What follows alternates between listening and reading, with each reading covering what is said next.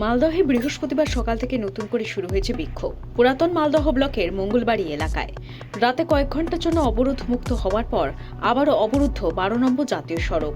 রাস্তায় টায়ার জ্বালিয়ে দেওয়া হয়, বাস দিয়ে ব্যারিকেড করে আটকে দেওয়া হয় রাস্তা। অবরোধস্থলে মোতায়েন মালদহ থানার বিরাট পুলিশ বাহিনী। মোতায়েন রয়েছে কেন্দ্র বাহিনীর জওয়ানেরাও। বিক্ষোভকারীদের দাবি, তাদের অনেকেরই বৈধ নথিপত্র থাকা সত্ত্বেও ভোটার তালিকা থেকে নাম বাদ গিয়েছে।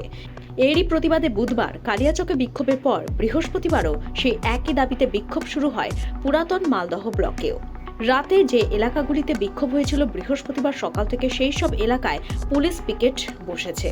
12 নম্বর জাতীয় সড়ক এবং মালদহ মোথাবাড়ি রাজ্য সড়কের বিভিন্ন জায়গায় বসেছে পুলিশ পিকেট। মালদহের রাস্তা অবরোধে প্রভাব পড়েছে পাশের জেলা মুর্শিদাবাদেও। মুর্শিদাবাদে নিমতিতা থেকে ধুলিয়ান পর্যন্ত 80 কিলোমিটার লম্বা রাস্তায় গাড়ির দীর্ঘ লাইন চোখে পড়ছে। বুধবার কালিয়াচক 2 ভিডিও অফিস ঘিরে ফেলে বিক্ষোভকারীরা। ব্লক অফিসের গেট অবরুদ্ধ করে বিক্ষোভ দেখাতে থাকেন তারা। এই পরিস্থিতিতে বিকেল 4টা থেকে ব্লক অফিসের ভিতরেই আটকে পড়েন 7 বিচার বিভাগীয় আধিকারিক। তাদের মধ্যে 3 মহিলাও ছিলেন। মধ্যরাতে পুলিশের গাড়িতে করে তাদের উদ্ধার করা হয় ব্লক অফিস থেকে। প্রায় 7.5 ঘন্টারও বেশ কিছু সময় ধরে ঘেরাও থাকার পরে মুক্ত হন তারা। ব্যুরো রিপোর্ট, লটারি সংবাদ। নমস্কার, আমি শ্রীমতী জবা মালিক। একসময় আমি মানুষের বাড়িতে পরিচারিকার কাজ করে কোনো রকমের সংসার চালাতাম। জীবনে অনেক কষ্ট ছিল, তবুও আশা হারাইনি।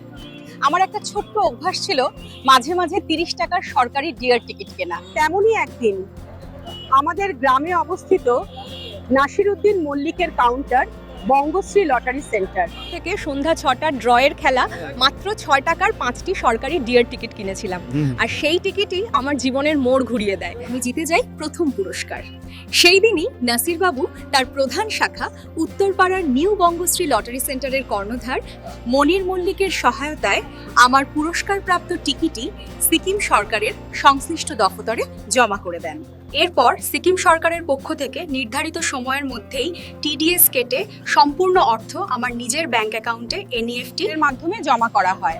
আর আজ সেই অর্থের সাহায্যে আমি অনেকটা নিশ্চিন্তে এবং সুখে সংসার চালাতে পারছি। আমি নিজে জমি কিনে বাড়ি তৈরি করছি এবং বাকি অবশিষ্ট টাকা আমার সন্তানের পড়াশোনা এবং ভবিষ্যৎ গড়ার কাজে বিনিয়োগ করতে আগ্রহী।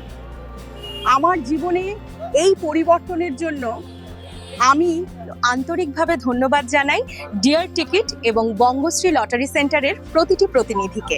ধন্যবাদ।